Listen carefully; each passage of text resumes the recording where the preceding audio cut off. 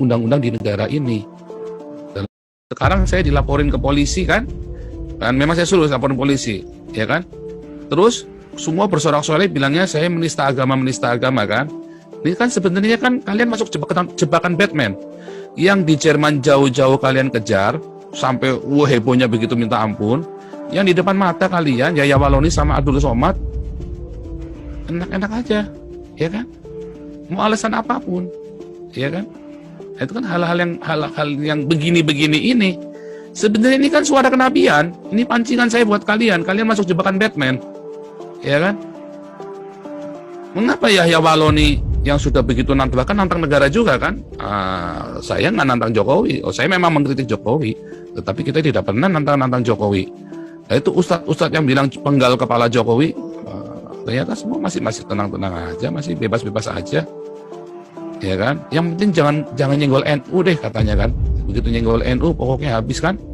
Coba ustadz masuk kenapa? Bukan menista agama Kristen, padahal biadab semua mulut mereka itu menista Kristen, ya kan?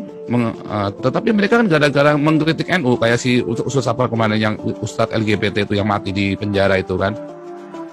Itu kan gara-gara nyenggol orang NU. Berarti kan ada yang salah. NU apa ini NU nih? Berarti negara kita punya NU dong, ya kan? Hati-hati kan saya sudah bilang. Di mana nih Banser ketika gereja-gereja ditutup? Kan nggak ada kan? Ya kan? Jangan-jangan cuma ganti jubah kan? Cuman ganti jubah, kemarin pakai jubah FPI, terus sekarang pakai jubah Banser. Nah, mana Banser waktu gereja ditutup? Nah, sekarang inilah yang di Jombang. Jombang itu kan basisnya NU. Banser kemana coba? Ayo, di Jombang itu. Jadi saya ngomong itu semua fakta semua.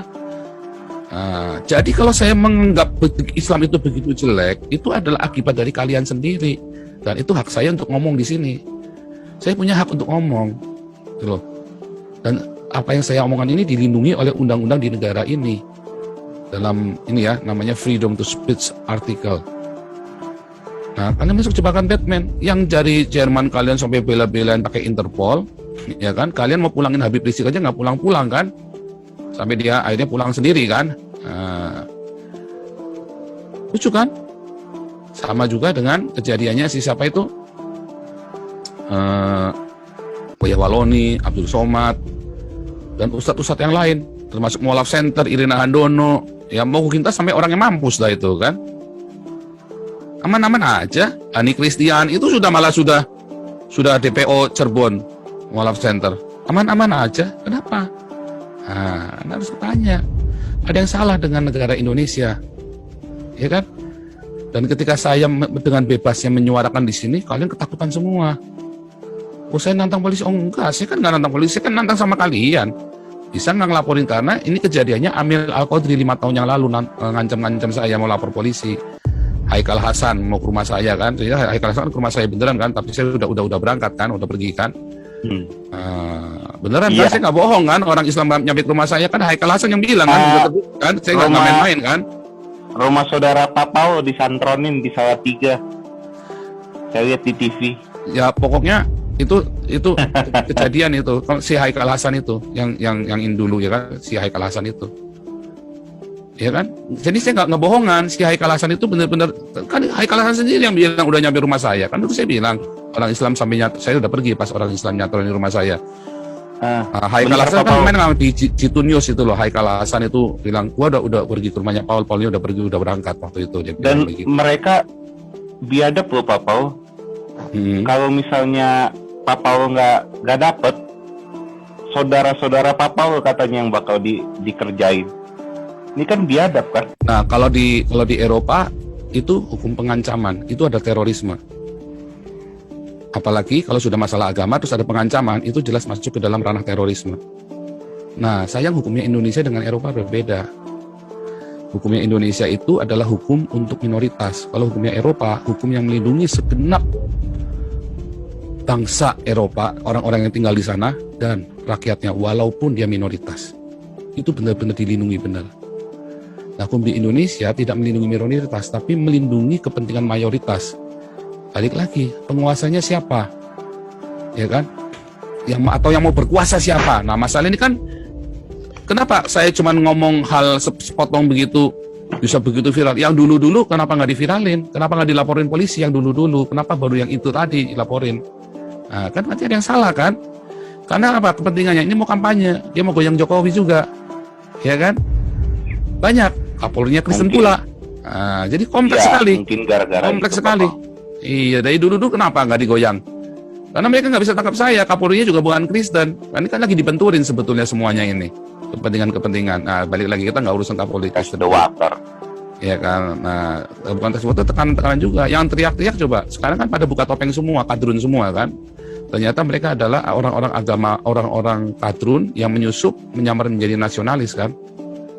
Kebongkar semua kedoknya kan. Nah, jadi kan kelihatan kalau mereka benar-benar nasionalis.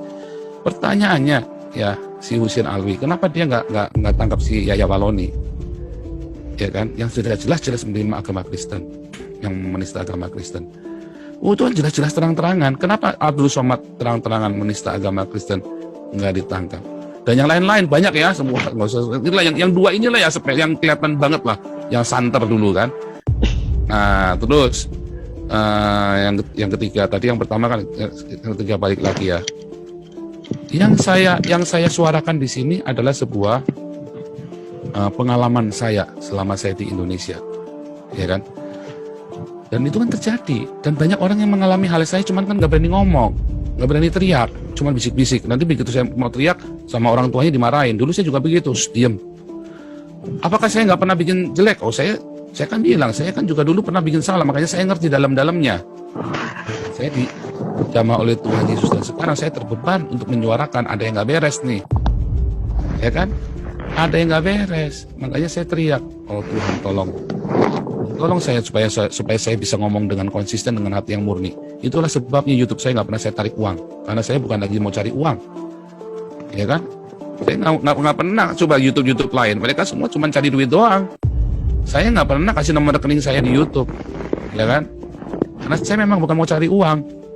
Saya sedang menyuarakan apa yang menjadi tekanan, ya, yang pertanyaan-pertanyaan besar yang selama ini tabu untuk disuarakan. Dan hari ini ketika saya menyuarakan, kaget semua kan.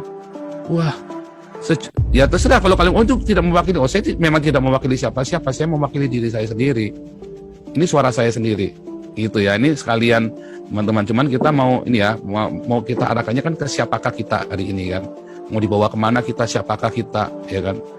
Nanti Pak Jenderal akan menjelaskan lebih lanjut.